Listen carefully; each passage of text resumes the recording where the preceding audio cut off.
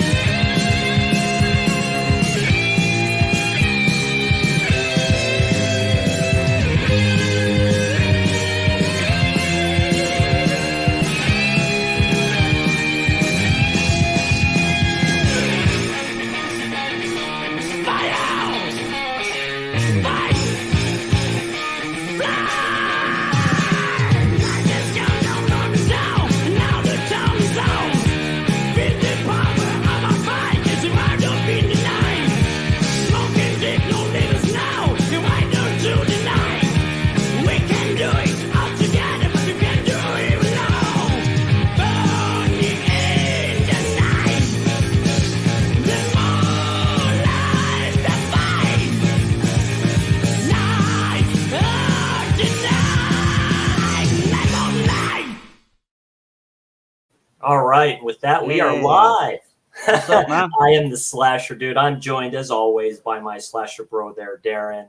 Welcome to first episode, you can say, of Giallo Recommends with my man Darren. He's going to pick, hopefully, 3 Giallos I have not seen, and going to watch them, and then in a future episode, we'll give our thoughts and reviews on those 3 Giallos. Also, we're going to be discussing a few films that we watched, one of those being Strange Darling, which is up there for my horror of the year. You almost couldn't consider it a horror. It's like an erotic thriller, but oh god, it has horror elements. And I think it beats Maxine by like a mile. And I love Maxine, but I don't know. This one just hits differently. I'm kind of weird like that. But anyway, I am the Slasher Dude. That's Darren. How you doing there, Darren? Not too bad, not too bad. Like I say, do you know with the intro that you just played, is that your top 20 Giallo? That's not my top 20, no. I was going to say, because there's one on there. I remember looking at his and stuff like that and going through the whole thing with the song, and I'm like, dang, he has a lizard in a woman's skin over blood and black lace. I was like, dang, and I really You had me a little bit worried there, because there's one in there that I'm going to recommend tonight. And yeah, very nice. And I thought you'd already seen it then, but that's okay. Some great... But yeah, just a great quick list that he did, great intro that he did there. That's why I put his link in the info bar. You will see that. But everyone, welcome on a 5. And just say hi to Mr. Hall & Oates. Thanks for dropping in and saying hi. He's always in the chat. What's up, Holland? Yeah. Supporting all these channels and stuff. And really quick introduction to my love of this genre. I've been in the Giallo for a few years, and it's because of these gents, one of them being across from me here.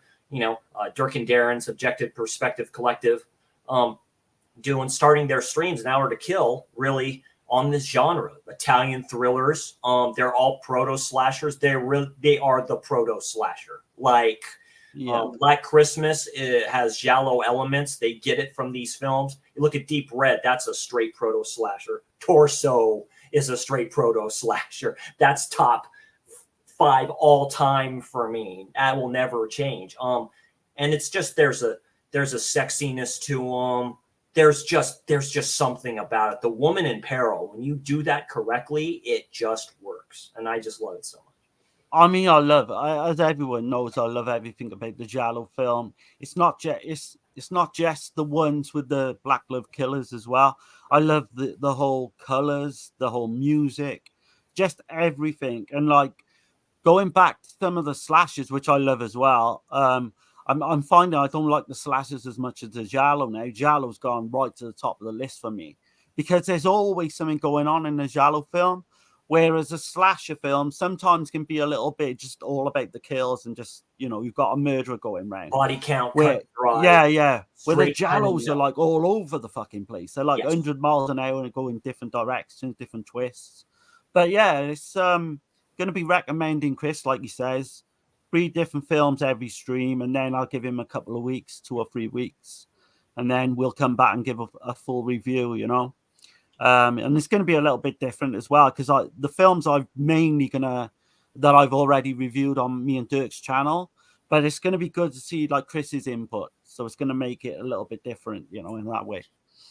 Yeah, like I said, genre, a lot of early Italian Gothic films, those were big in the 60s. I would recommend when Arrow has, they're having a sale now. And for October, it's Shocktober is officially here. And if you can get that Italian Gothic set from Arrow, I highly, highly, highly recommend it. All those films are killer bangers, and it goes towards Giallo elements. It's a whodunit thing in Gothic setting. And like Darren said, it's just these Italian directors are different type of cats. They shoot differently. The way they film is differently. A lot of these people film before. It's like Mario Bava can start with that, really, with the stylized Gothic horror. There's a style to it. There's just a way you do it. Really films like that, and Hammer competing with him, in my opinion, competing with these films. So they're going against each other. So it's Europe, Europe versus Europe here. And it just came out with this great, time in the 70s from, 70 to 75. You got really the peak of these films. And then with, you see the genre finally starting to get recognized with boutique labels like Arrow, like Vinegar Syndrome specifically, with their Forgotten Gialli sets, where it's like, you may not think there's Giallo. You think maybe specifically the ones that are done in the earlier 80s and stuff like that they're erotic thriller. Where do you think the erotic thriller came from? You go kind of farther back, and then you can kind of see that transition. And it's a great introduction to this awesome genre. I agree with Darren. It's one of my favorite genres like ever. I have horror, I have my slashers, action, all that stuff. Giallo is like peak of the peak there. There's drama, there's everything in them. Right, yeah. And funny enough, there's really only about 7 or 8 channels on YouTube that really push the Giallo film, which is, it's surprising to me, even though I realize now by seeing streams with Dead Pit and what have you, that it is getting more popular now, day by day, the Giallo film, for sure. Yeah, but there's only, I would say, 6 or 7 real hardcore type, channels, which I'd like to see a bit more. But the reason we're doing these, and the reason me and Dirk's doing our channel, is to get the love across for these films. And yeah, I think it's working because I do think people, more and more and even younger now as well. I see a lot of the young hipsters kind of getting into Giallo films too, which is surprising. But it's all good though, as long as we keep getting releases, which we got. There's new releases planned for Black Belly. There's another one that company are gonna release. There's Forgotten Gialli 7, yes. And there's some good ones on there too as well. Absolutely. So the future's good, I think. And the Gialli genre stretches way beyond Italy. French, the new wave of films. Yeah. That has eroticism to it. Gialli eroticism, as I call it, to it. earlier American films from producing John Carpenter. One in particular, The Eyes of Laura Mars. If you want to look at an American Giallo film, that is it. It That is. It is that is absolutely. it. Yeah. That is it. Literally, there's like you might as well just call it an American Giallo. Really, that's what it is. Night School. Some of these thrillers back I in the day. mean, I consider Dress to Night Kill School more Dress to Kill. is Like, the yeah, blueprint for me. Dress to Kill. yeah. I think Dress Jade. to Kill is the film Argento would have loved to have made. You know, but and you can go back to the 50s as well with the influence on the Giallo films with Diabolique, a film Oh made yeah, in dude. 55. Oh yeah. The I've Spiral recently got that. Staircase you've Yeah, for mentioned. 1946. Yeah, Spiral Staircase. Yeah, a lot of film noir Um, goes towards that too. Double Indemnity comes to mind. yeah, they've all got type of influence. Yeah, a lot of influence. And they go back way Hitchcock, back. all that great Yeah. great stuff. Even like films from the 90s, like, they call them erotic films, like Jade, that needs a better release, with David Caruso, directed That's by the William freaking. Friedkin. Yeah. William Friedkin. I haven't seen that film in 20, 30 years. But we need kind of something better for that. It's like you can call it like a neo type of Jolly type of thing. You got the Neon Demon, and you got even Last Night in Soho, if you really want to see kind of the Right, subtle yeah. effects of stuff like that. So yeah, we're also I would even like call Basic Instinct like kind of a jolly. Oh in a god, way. yeah, absolutely. Definitely that opening scene with the ice pick. I love that. Yeah. Like, you could even call that a slasher, in some places. But yeah. We're also going to be, like I say, talking about Strange Darling. We're talking about some other films that we watched as well, but we're going to start with Strange Darling here and get this one out of the way. Yeah. Like I said, this is up there for my horror of the year right now. Nosferatu is coming. Terrifier 3, I think, is already out. That might I haven't seen 2 yet, so I have to. No, man. Yeah. So I have to kind of watch certain stuff in order and stuff like that. So I'll have some stuff to look at for my slasher of the year. There's a lot of slashers coming out this year. One popped up on Netflix that's coming around from the makers of Freaky. There's that other one that's on Amazon Prime too that me and Darren have talked about as well. So it's like, a lot of stuff on the horizon. But first, we're going to be talking about this film right here, Strange Darling, from 2023, but it was released in 2024. So, quick synopsis for this. Nothing is what it seems when a twisted one-night stand spirals into a serial killer's vicious murder spree. This is done in 35 millimeter. It opens up like the Texas Chainsaw Massacre. You have a narrator saying between 2018 and 2021 or 2020, like these killings happening, like eyewitness type stuff like that. That's a straight up takeoff of Texas Chainsaw Massacre. So it's directed and written by J.T. Molnar. You see the tags here for this, so you can take it for whatever it is. This starts out hard. It kind of slow paced a little bit, but I really like that. Really like it. This is up for my horror of the year. What are your thoughts on this, real quick, there, Darren? So I liked it. I'm not gonna say I disliked it. It's got a couple of issues I had with it, but in terms of the lead actress and the lead guys, you got Willa Fitzgerald, who plays the lady. Kyle Garner plays the demon. He's the guy in it. Yeah. Their performance is completely fucking knocked it out of the park. Killer. And that whole opening as well. The dude looks like Jeremy Renner a little bit. The way his kind of mustache is and stuff like that. Distinctive look about him, and he's been in a few films. He's been in Smile, which I haven't seen, but that's right. That's right. He was in Smile. He played the cop. Yeah. He was in Scream 5, I believe, and the Nightmare on Elm Street remake, which I couldn't remember him in, to be honest. The opening scene, we're not going to give too much away, but it's superb. So there's the opening scene on the cover. Then you've got this woman running away.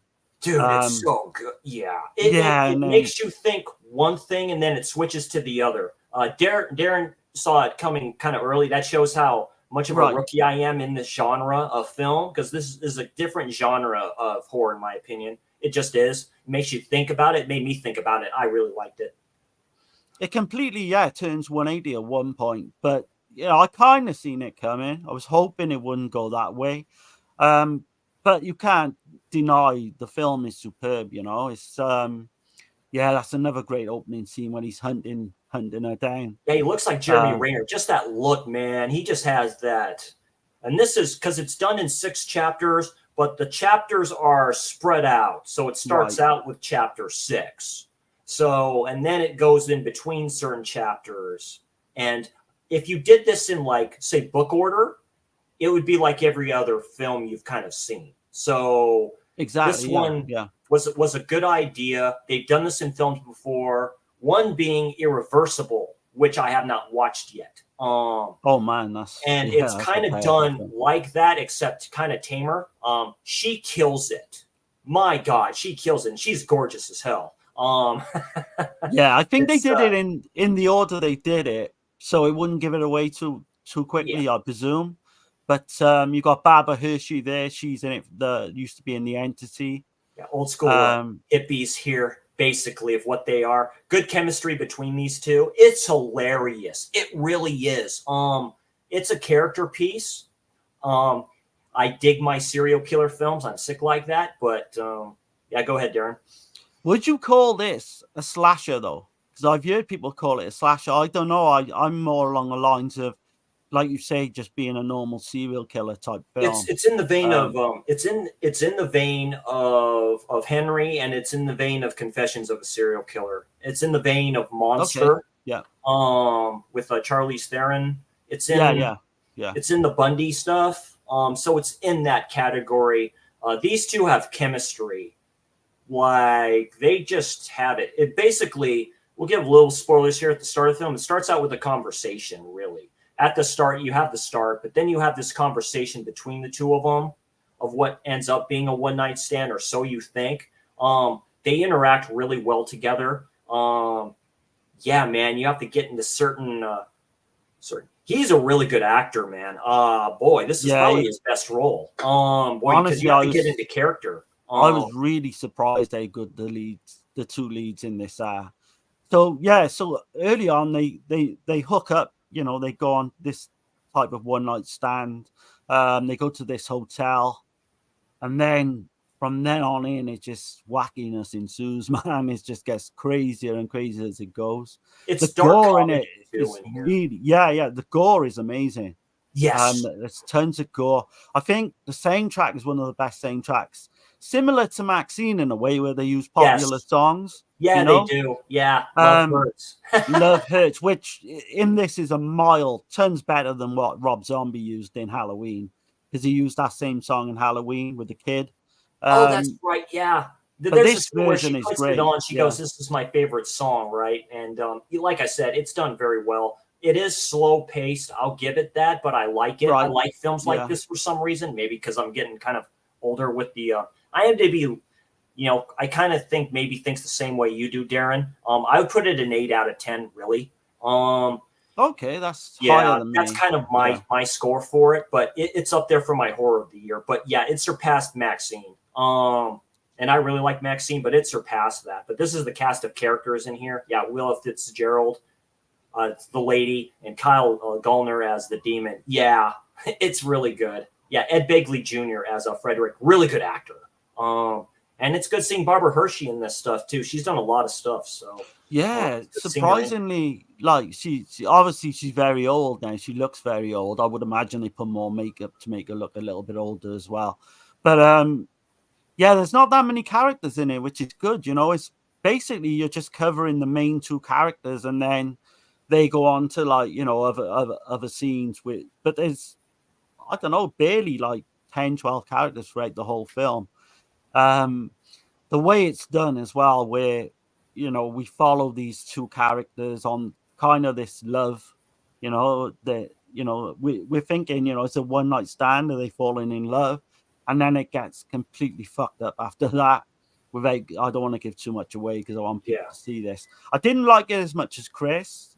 I got issues with the twist, which, like I said, and Chris said, I saw coming. I kind of did, like you say, to the part, just the way it's all acted was really good. I really like the ending. I like that ending where it kind of lingers for a bit, but I did like that because the ending is on one scene. It just sits there. I like that. I like it when they The do ending that. is superb. Yeah, I will Yeah. give it that. I didn't like it as much as Maxine. I'll give it like a strong, and I think this will go up actually, but I'll give it a strong 6.5 out of 10. But I think That's a very it fair will. score. I totally agree because this film came out of nowhere. It was not in theaters for a long time, or it wasn't in theaters for long, which is kind of disappointing. Like I say, it's shot in 35 millimeter. That adds to film's charm, in my opinion. Kind of Yeah. like a newer grindhouse type of a feel of a film. It was filmed in Oregon. It's beautiful out there. So yeah, you can go up to these places and stuff like that too. The whole shots in the woods as well, when basically you've got this. I don't think it's giving too much away to say this one guy ends up chasing this girl through the woods. Yeah, and all that, man, is just this will look great. This will look great in 4K. This will look great in 4K. Like specifically those scenes in the woods, because the woods look beautiful to begin with. Boy, I mean, you're just sitting there and stuff like that too. It's just done very well. Like I say, primarily. It's not just the one twist, though, is it? There's a few twists actually. No, there's quite a few. Yeah, we find out who he is as well. There's another twist to that. Find out who these characters are. Yeah, it is. Yeah, man, it's definitely different. It's original. I'll give it that. Yeah, original. I always like it when they kind of change it up a little bit. Like I almost went into it thinking it was like a twisted Bonnie and Clyde type of a story, like Natural Born Killers. I think I've not seen that film. Yeah. But that's why I think it tried to be a copy off of and stuff like that. It's very stylish. You know what I mean? Like I would say like artsy, but there's that one scene there where she's running away. But I will say that you've got the hipsters on YouTube. Everyone knows who they are, and they are kind of ruining the community for me, because they're giving these films so much like hype and so much praise that it's almost a letdown when you end up seeing them. Yeah, and that's going to be one we're going to mention in a bit. Long Legs as well for me was a bit of a letdown, but yeah, I mean, I haven't seen enough to have a top 10 for the year because I don't really watch new films, but this would definitely be, I think, in the top 10. If I did watch like 20 or 30 of them. Yeah, I can agree with that. Like I said, if you haven't seen a lot, because I haven't really either, like newer ones, but it's been a great year for films like this. Like 2024 has been a good year because they started pumping them out, regardless of what you can think of, like films like Imaginary or the Pool or whatever it's called. Whatever you think. The First Omen, haven't you, as well? The First Omen, Tarot, which a lot of people like. That's on Netflix, by the way.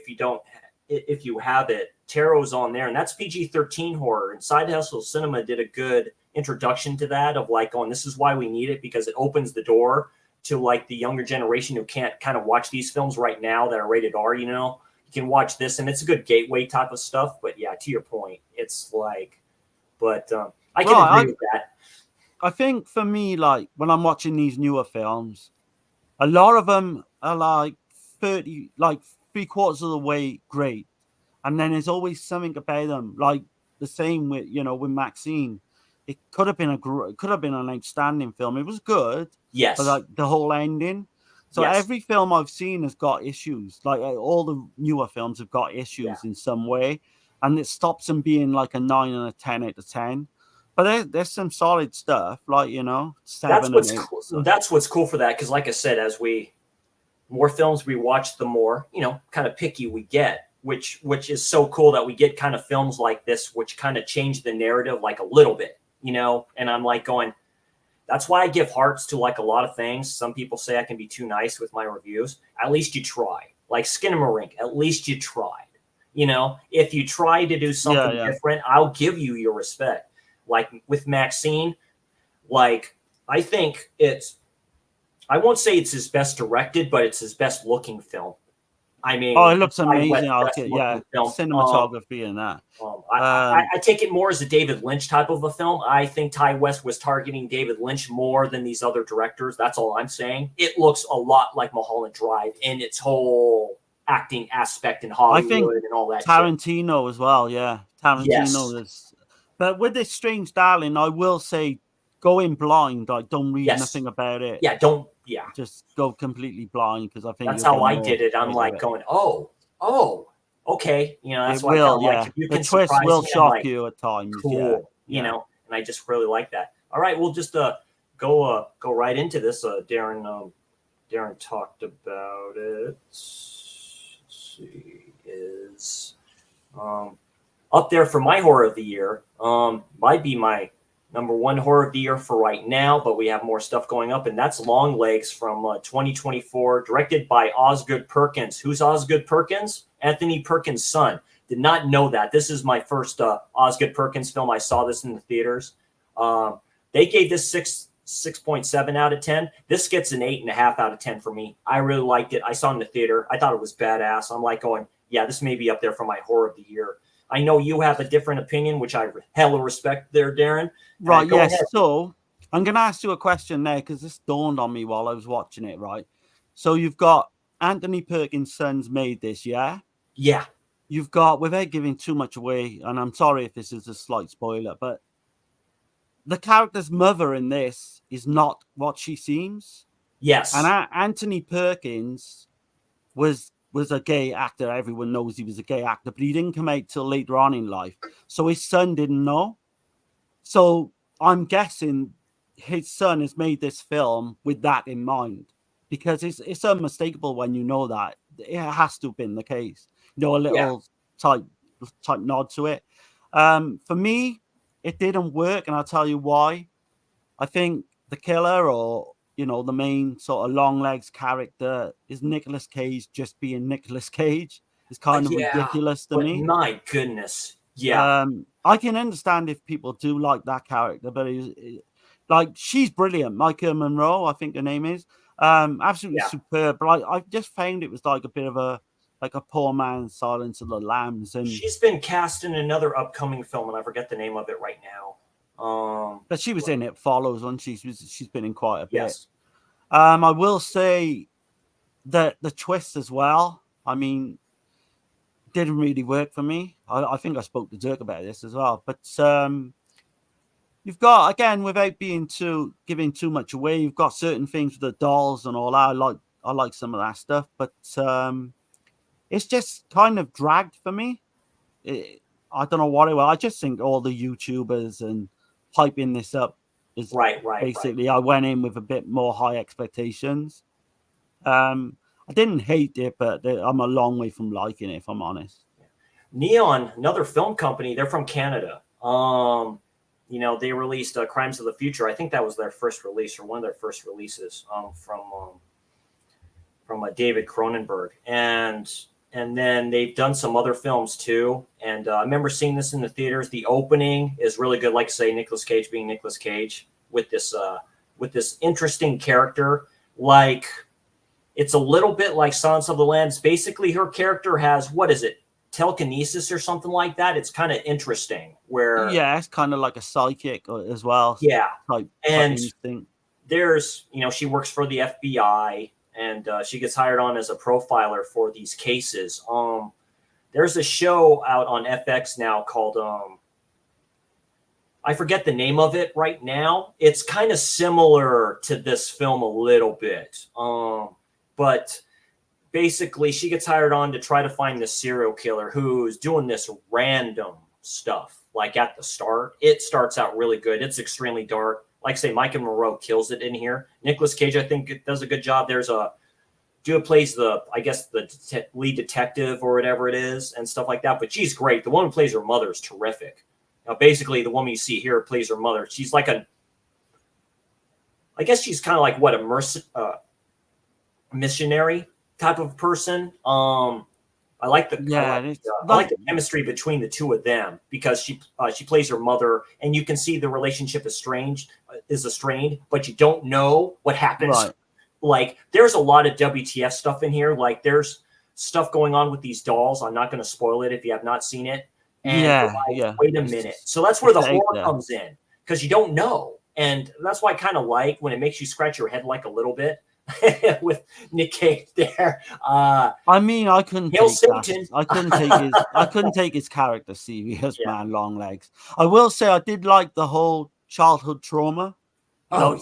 so she's been living with this childhood, these memories anyway, which she keep coming back to her, and it all gets explained towards the She's a end. petite But little thing too.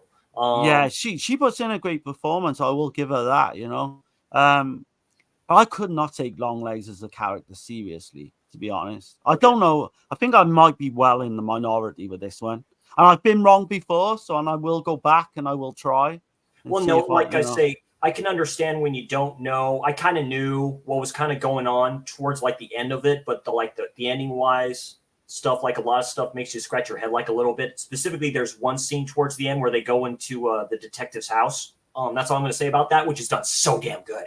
I was like going, are they going to go there? Like, are they going to go to certain things? Which they did. Osgood Perkins is a really good director. Holy shit.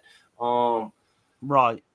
But if you get a chance, rewatch the scenes with her and her mother, and then Yes. realize that Osgood's father was gay and he didn't come out till later on. And I'm honestly telling you, that's what he was trying to do. I can see that. I It's a believe that. tragic. It is an unfortunate, tragic story with Anthony Perkins. He was gone from us way too soon. He was a very good-looking man, very good actor. But some stuff was said about his condition, which he didn't know about. That's all I'm going to say. You can look up the articles, and he found out about something way after than he should have. So it's this guy. He plays a really good part here too. And you see the year that they're living in and stuff like that. I thought he was some of the things he did. There was that guy there was stupid considering how high up in the FBI he is. Oh, but yeah. I don't know. Maybe that's just me. But you see that I'm just laughing now as I see some of the pictures of Longlegs. It's just I don't know, that character, man, did not work. But in terms of the good stuff, yeah, that interaction with the little girl was really good. Between the two. She is very interesting when she goes into the girl's plays the lead detective's daughter, going in there and sitting down and like just conveying the whole room. I kind of like scenes like that when they do that. And it's a very dark film, not just in storyline, but it's a very dark looking film as well. Man, I can't take that fucking serious, man. Almost like Fargo. I can't take that character serious. The makeup is done very well in this. That almost like Tiny Tim. I don't know if anyone remembers him.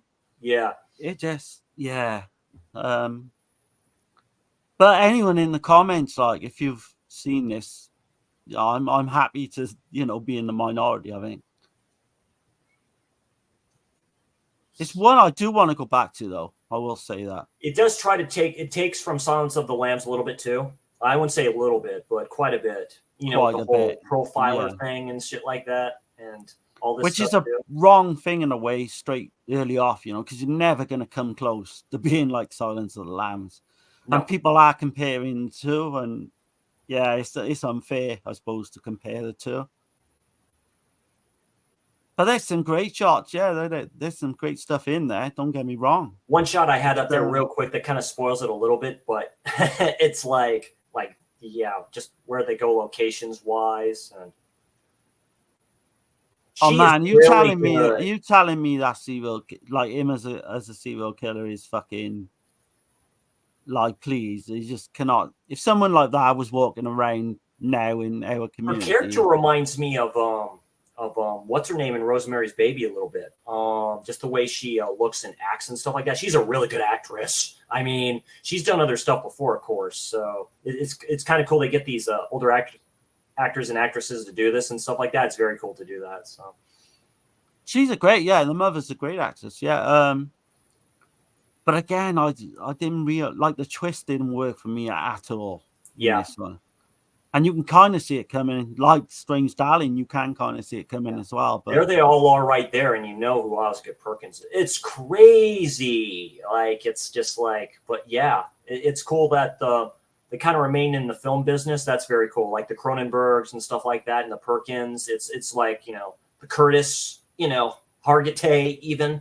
It's like it's very cool, kind of seeing them all. Just extra shots. But yeah, just behind the And then scenes. you got the shots. You got the shots with the snow as well, which is kind of unique because you don't really see a lot of snow in horror films, do you? That's what I mean. So it has that Fargo type feel to it, where it's like it can be like, or even the Snowman type of, which is a good film in its own right too. People like to shit on that film, but it's definitely got that whole wintry feel about it. yeah, that's what I kind of like about it. Like Cold is dark and it's bad, and it's like the atmosphere, is superb. Yeah, I will give it that.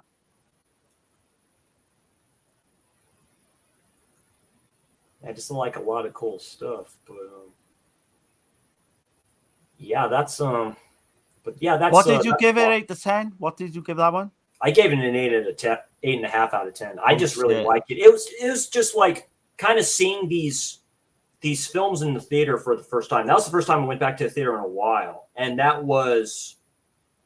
I saw that after I saw Maxine. Maxine was a more personable experience because it was just me there because it was like a matinee. So like everyone was working and stuff like that. That's maybe why I liked it so much. Longlegs looks great on the big screen. It probably looked badass in 4K too. But just like everything, that's why I gave it that high of a ranking. It just has that feel, and it's different to me. And I just like Nicolas Cage. You are right, though. He's more of a character actor. You put him in the right stuff, and he can just kill it wise. But Micah Moroshi is the standout in that film. And the woman that plays her mother, and the one that plays her mother, they stand out. And that's what carries the film for me because I like her relationship with her mother. I like her story, and I like the surroundings that she is. I like dark serial killer films like that, in the snow and just so, so enclosed, like a little bit, like some of those scenes in that film are like really dark when they go to that barn. I was like, shit's going to happen or something, or before they go into the house, like that opening scene. The opening scene was great. Like I didn't see that coming. Like at the start, it's like, whoa, wait a minute, so she points out some things and stuff at the start. So yeah, right now that's up there for my horror of the year, but stuff can change. You know what I mean? It's for me, it's just a 4.5 out of 10. But hopefully, on another watch, I'll go up a little. No, bit. It's all good. Like I said, I like that. Everything's subjective and stuff like that. But what's up, Sean? Sean's in the chat. Sean, what's going on, my friend? Check out his channel. Props to people like him who put films out. So he's putting films up on his channel, like The Beyond, like these other films that nobody's seen, probably seen before. And I'm always for Fulci. If you can show my all-time favorite Fulci film, you can put that on the platform, do it. By hook or by crook, do it, man. There's a lot of Giallos that you can find on YouTube too. I appreciate all those channels that do that. Like it's just there's a good few, yeah. Same thing, people in chat. What are your horrors of the year so far? If you have any ones that you really liked, or thrillers, or just films in general, just put them in the chat, man. We always like to hear it because there's been some good ones.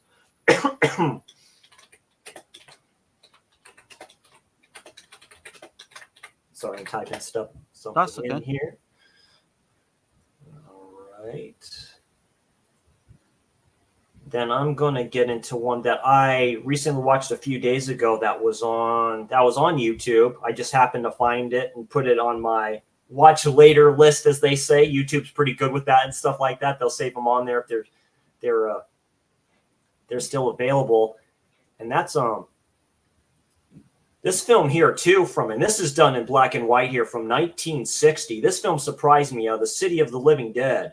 Or City of the Dead, not to be confused with the Fulci film. Directed by John Moxey.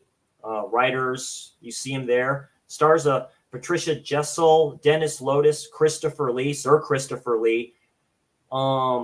They may show one here. There's the one on YouTube is probably the best version I've seen of this film. This is like an old school black and white one. What are your thoughts on this film, Darren, if you've seen it? I've never seen that one, to be honest. I think it's popped up on UK TV now and again. Yeah, so basically, a young college student arrives in a sleepy Massachusetts town to research witchcraft. During her stay at an eerie inn, she discovers a startling secret about the town and its inhabitants. I gave this 2.5 stars out of 5 and a heart.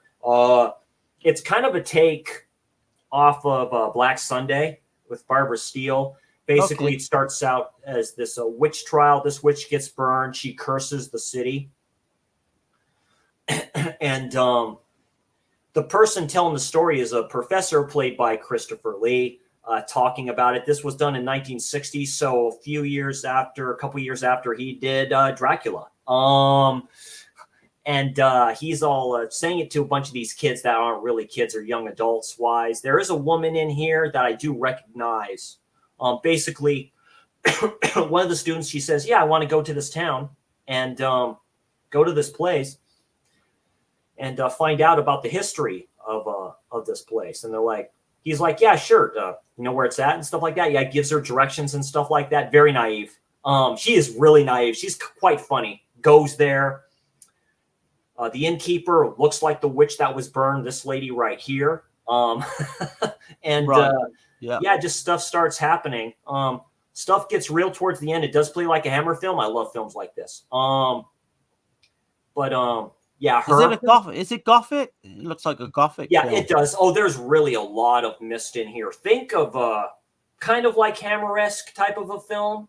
Okay, yeah. It plays the same way. Christopher Lee is always great in everything he ever played. May he rest in peace. Good-looking man. Yeah, her. Tranlux release. Yeah, she looks like that, and pretty provocative for that time. And it sounds like Dirk would love that. He's kind of into stuff like it's on YouTube, but this is what it's called. I would watch it and tell me what you think. So, like I said, personal score probably like a 5.5 out of 10. It could have been done better, but it's quite funny. Like there's stuff going on, and she's totally naive to it. It's hilarious. Stuff happens, and she disappears, and the brother talks to Lee's character. You know where she went? Oh, she went here. Okay, I'm going to go find her and all this other stuff. Takes her boyfriend with him to this place. So the woman, just see the movie. She talks to she's like an antiques person there whose father happens to be the priest there. Just have a lot of these books. Happens to have books on witchcraft and stuff like that. Yeah, I'll read it and stuff like that. Stuff goes on. She's totally naive to it. Typical 60s cheesiness. So, Horror Hotel, that's the other version of that. So, that's a badass cover there. Yeah, that kind of states it better. Like I say, heavy mist in here, heavy fog in here, right? So it has that gothic feel, heavy fog. It's kind of funny. It's like they're trying to copy off of Bava a little bit. That even looks like a slasher from the cover, really. It's a little bit like that. Think Mortuary before Mortuary. Okay. That's a better aspect from that. So that's the City of the Dead. I would check it out if you like. I'm starting to go into these films, these older films. Like I say, Italian Gothic, I love it. Elizabeth Selwyn, that's the witch. If you did not know, Dennis Lotus as a Richard Barlow. Last name sound familiar? Nan Barlow, his sister, and I think this was the one I was thinking of. Patricia Russell, Betta St. John, very pretty. Yeah, that's her. She's the one that plays like the antique dealer, the priest's daughter, and stuff like that. I have seen her in other things before. Very pretty. Yeah, just like a lot of stuff technically. Yeah, archive collection and stuff like that. So, but like I said, it's a good film if you like kind of classic, kind of like gothic stuff, whatever like that. Perfect for like Halloween month as well. Yeah, really perfect for Halloween month. I recommend films like that. Like I said, I've started getting into those. I like the gothic films. Like I have a few Vincent Price films saved on YouTube that they have that someone's been like posting and stuff like that. Like that he's done with Peter Cushing and stuff like that too. There's a few like House on Haunted Hill you can find on YouTube, of course, like that. That's supposed to be an all-timer with them. So yeah, getting into these, I have a more appreciation for these films. I really do. Maybe because I'm 45 and my tastes have changed a little bit. Because you want to know where horror started. That's where it started. Yeah. You see the elements in there, you know.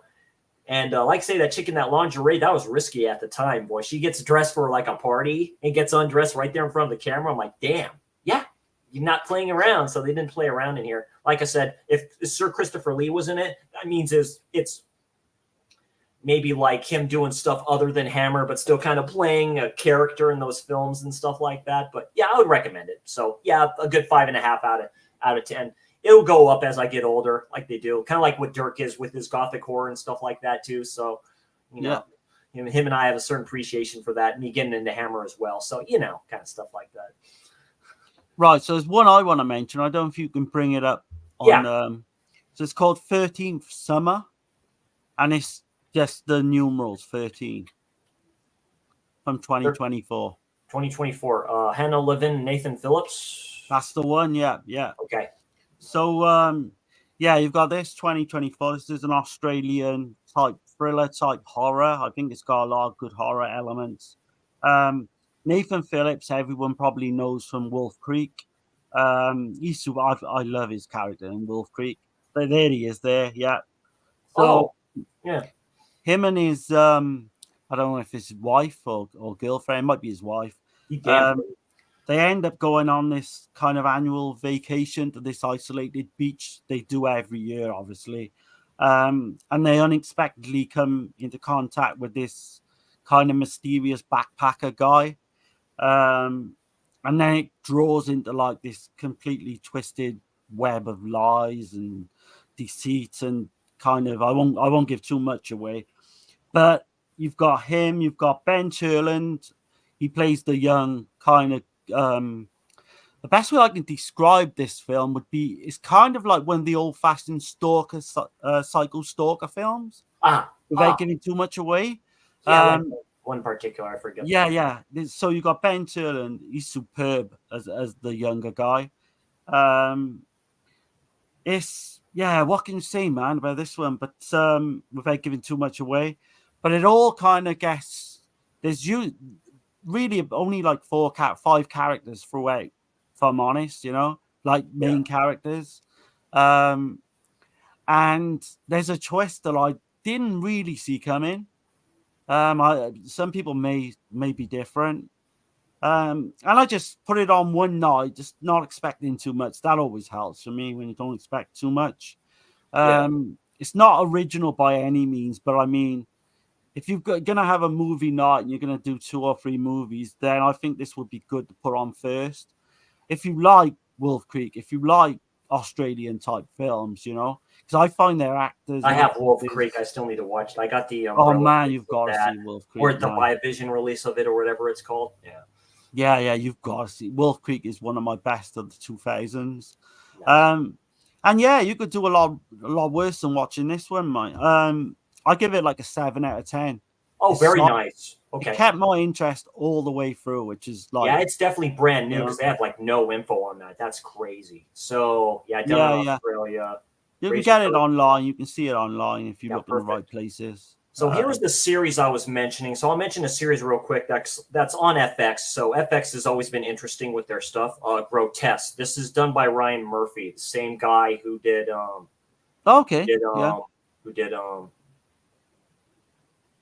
or Grotesquerie. Shit, that didn't help me any.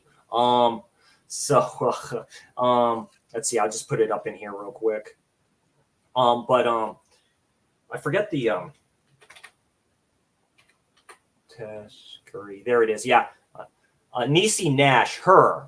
Now she's more of a comedic kind of drama actress and stuff like that. Yeah. So a detective and nun investigate a series of heinous crimes that seem personal. Grappling with personal issues and uncovering a sinister web that raises more questions than answers. I do not have Hulu. I watched the first couple of episodes when I was up there at my mother's because she has satellite up there and she had this. She's a detective for the FBI, I believe. She goes to a crime scene at first where this family has been butchered pretty badly. Who had a baby. There's a scene. It's the typical thing. The police officer comes out. He goes, no, not this one. It's like, really? It's like going, just take a day and stuff like that, too. There is like dark comedy in here. It is Ryan Murphy. He can sometimes, same guy who did Glee and all this other shit, but he has kind of like bad comedy, as I call it. And he kind of does the same themes over and over again with his stuff. it starts out pretty bad. And then Is it a horror though? it is a horror. Yes, it Okay. is a horror. So let's see. Yeah, I'll just do some of these photos right here. I And just wrote it down. I wrote the yeah, a title couple of down. stuff happens. So first, like, goes into this family, and then something else happens. But her husband, it was like a professor or something like that, and she kind of talks about him a bit. And he's unfortunately brain dead. So he's in like this kind of nursing home where this bitch that runs the place basically says, "Oh, he's a great man," and all this stuff too. It's that type of dark comedy that she says right in front of her. Yeah.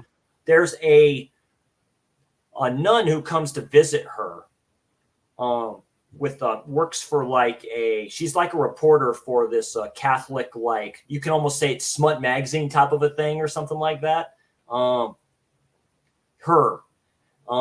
it's really good chemistry, asking to help her out. But basically they have this real quick, they have this conversation, she does, with her on you want to know what happened there? Yeah.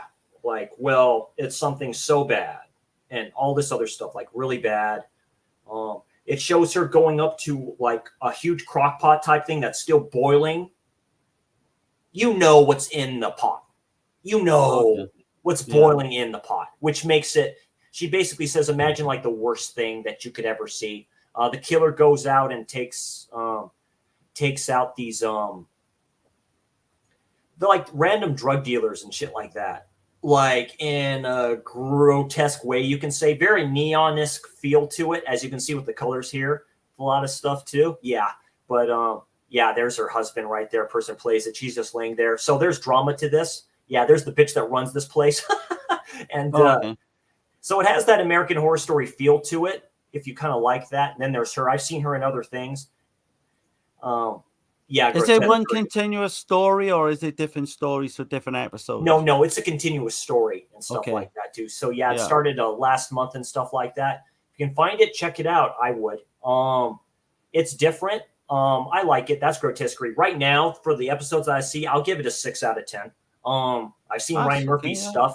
I love American Horror Story, the first few seasons at least. I really do. I love Murder House. I love 1984.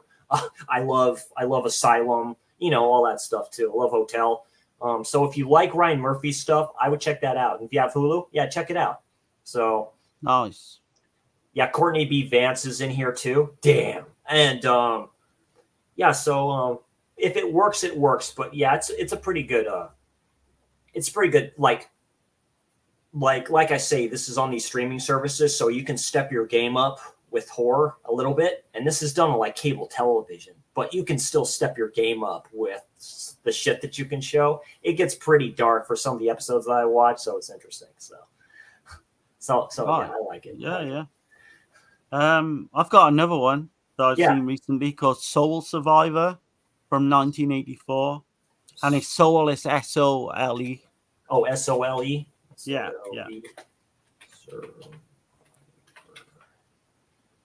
Soul Survivor 1984. Okay. Oh. Right. Okay. This one I've been sitting on this one for years and years because this is the old Code Red release I was watching. So this one stars Anita Skinner, Kurt Johnson, who actually died really young. Not, I would say not long after. I like it already when it's in the red, when they used to do that. Or they still do in the theaters where they say, yeah, this is rated like whatever like that. But yeah. So at the start, you've got this woman, right? She emerges unscathed as the only survivor of this airline crash. But she feels like something's about to happen to her. She kind of got survivor's guilt. And it's kind of like Final Destination, but not in a way. If that'll make total sense when you see it. But what I like about it, it's really creepy. It's got a slasher feel about it as well. And there's a scene there that kind of reminds me of a slasher film, Yeah, because it looks like she's being followed or something. Yeah. And there's little things like that going on all the way through. And I just think although it's it's unheard of, not many people know about this film, but people do compare it to Final Destination, as I said. You could do a lot worse. I ended up really enjoying this, and I went in no expectations again. And I just thought this is one I've had for so long. I might as well give it a watch. Put it on early one evening, like before I was going to watch another, more prominent film, Very and nice. kind of really enjoyed it. Yeah, I wonder, it didn't blow me away or anything. You've got some bad CGI there, as you see. Oh, that's okay. That's a Um, great. Yeah, 1984. That was the tail end to me of like the peak slasher boom. Like yeah, that was yeah, and it's it. really interesting the whole Yeah, backstory 1983. as well. Yeah, Yeah, international but marketing. Okay. that's a recommend. Yeah, I would recommend that one. That was like a good 6 or 7 out of 10. I'll give that. Oh, very cool. Yeah, I got some extra stuff here. Nice. That director Yeah, do anything else or? not much. Not that I know Tom ever had. And there you see Brink Stevens turns up in this as well, but she's really young. I think it's one of her first films, and she gets chocolate Oh, yeah.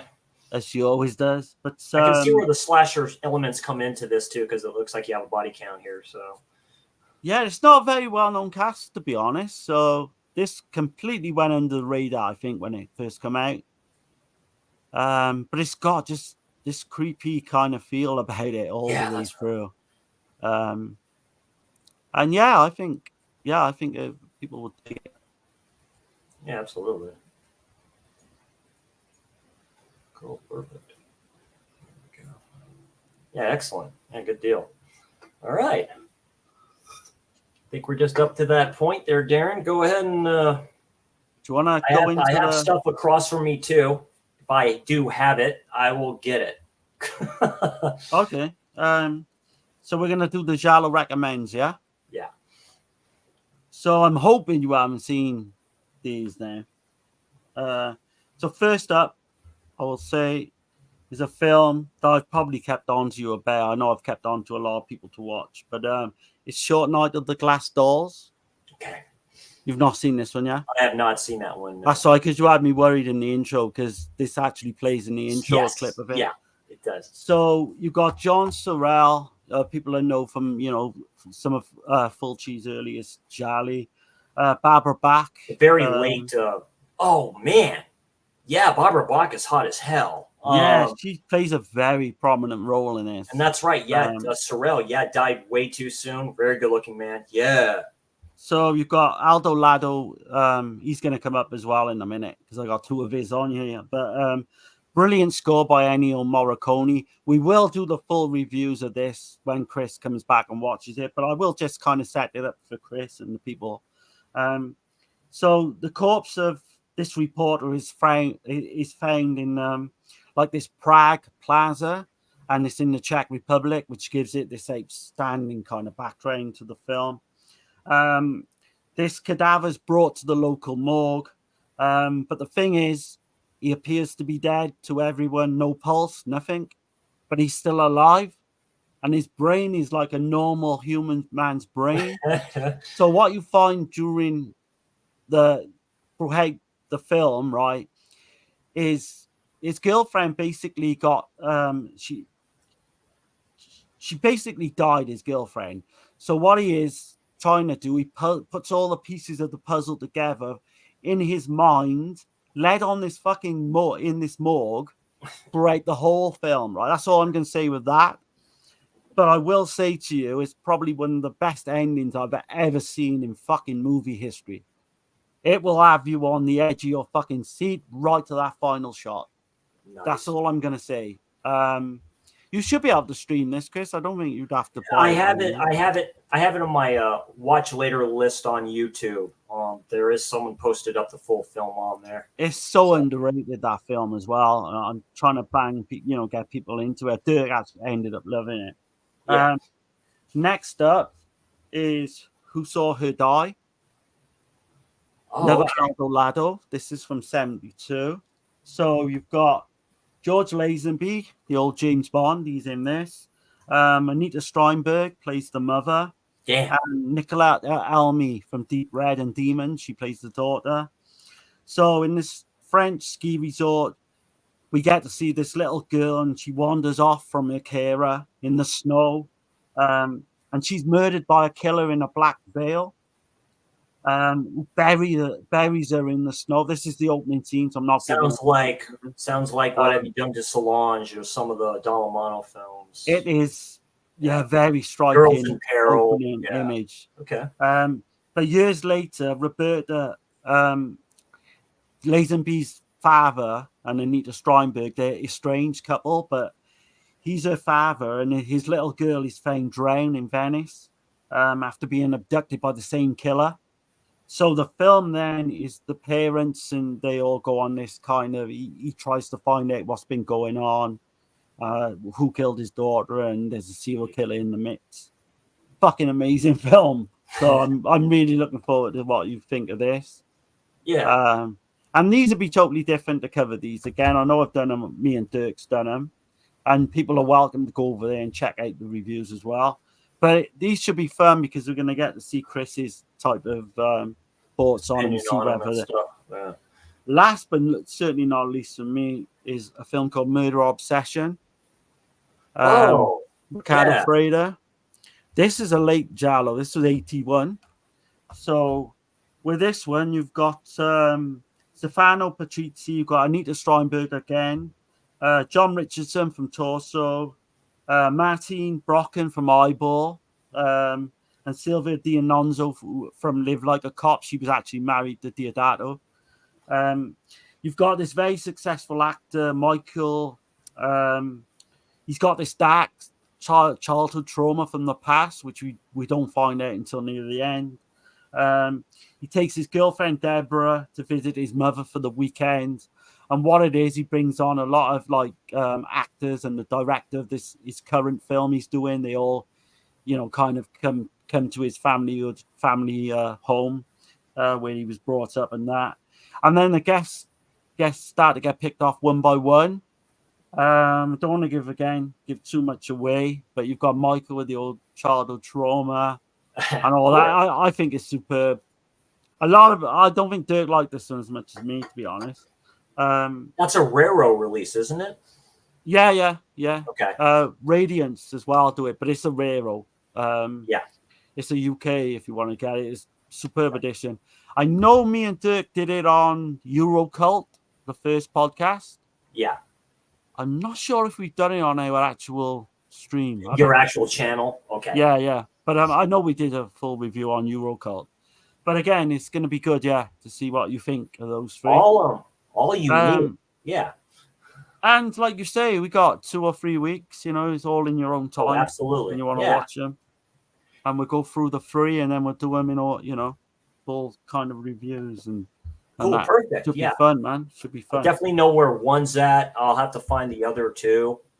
That's fine. I can do that. That's easy enough. There's a lot of stuff. I would imagine Tubi might have them. Yeah, Tubi might have them as well and stuff like that too. Oh yeah, if you anywhere, Tubi is like the place to go for like a lot of stuff too. Even Amazon Prime, sometimes you'll find stuff like that. Find Blood Black Lace on Prime. It's yeah. It's when it's available. It's available. Yeah, very cool. Yeah, good 3 there. Definitely, I was kind of figuring you're going to mention Short Night of Glass Dolls. Definitely, that definitely one to definitely check out too. Who Saw Her Die? I've been meaning to try to check that one out. Oh fuck, man! Like you're gonna. I would imagine one of the Giallo Essentials set from Arrow, but that's not. But I know it is an Arrow release, though. You can actually get it. Yeah. Of course. That's just this is a new release from Shameless. I haven't even opened this one yet. I need to open and watch it. Shameless is a great company. They are, yeah, or they can be for their stuff like that too and stuff. They're starting to put different extras on there, which I like, which they didn't do a lot of extras when they brought out their DVDs. But I think there's something in all 3 of them that you will like. So excellent. But Short Night, if I had to say one, like fucking outstanding, is Short Night, to be honest. But definitely. Okay, there you go. Quick and easy. Reviewed some of the stuff that we've watched and stuff. What do you and Dirk have going on there, Darren, in the future? Yeah, so coming up Sunday, we've got a Lamberto Bava special.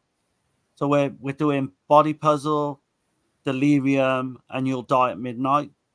So keep tuned for that. I'll be sometime later on the Sunday evening. You'll Die at Midnight. Okay. Yeah, it's called Midnight Ripper as well, but it's not Oh, Midnight Ripper that was brought out by Vinegar Syndrome. It's that not. it's It's not called that one. Night Ripper. Not. Oh yeah, Night Yeah, Ripper. Night Sorry, yeah, I Ripper. always get them mixed up. That's That's right. a nice slip too. That you did Um, for that. but if you look up Midnight Ripper on YouTube, you can watch the whole film in English as Right, it's well there. because it's got. But yeah, I'm looking forward to doing them. We got stuff coming up with on the Dead End Drive-In on Visited by Voices Network. We still got 2 episodes to be edited, and I know we're gonna do one this coming Friday night, but you might not see that for a good few weeks anyway. But yeah, you know me and Dirt, we got stuff on Dead Pit coming up as well every 2 weeks. So we got like a Mario Bava special. I think we're doing on Dead Pit next as well. So Excellent. Dirk loves those 3 films. I Of mean, course he does. so it'll be great.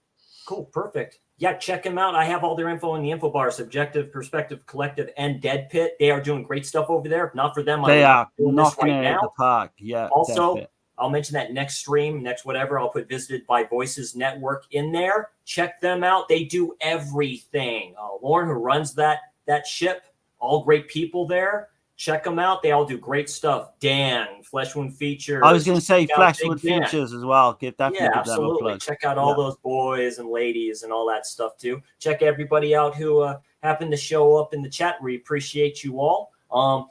Future stuff, I'm cutting down on some stuff, so there's going to be no more Terror Tuesdays. I'm going to stick with what got me here, which is the streams with Darren, Giallos, and slashers. So keeping it simple and just being happy. So anyway, thank you all for joining. This is a nice, good, quick one. And expect us in a few weeks. We'll do a slasher stream episode 7. It is. So I think it's either 7 or 8. We are going to be doing initiation, and we're also going to be doing the final exam or fatal exam. There it is. Final exam. Yeah, final exam. So check out that one in the future, and then just future stuff to come. We have great content coming up. Me and Darren have talked about that, and expect my review on these 3 Giallo-esque films that Darren has mentioned. And we'll see you all next time. You all have a great evening. Happy spooky month, everybody. It's been a great year so far for horror. Let's keep it coming, everybody. I'll see you all next time. You all have a great evening. Absolutely. Have a good one, guys. Slash that like, sleeping bag kill that subscribe, and hit the bell for anything I may do. See y'all next time.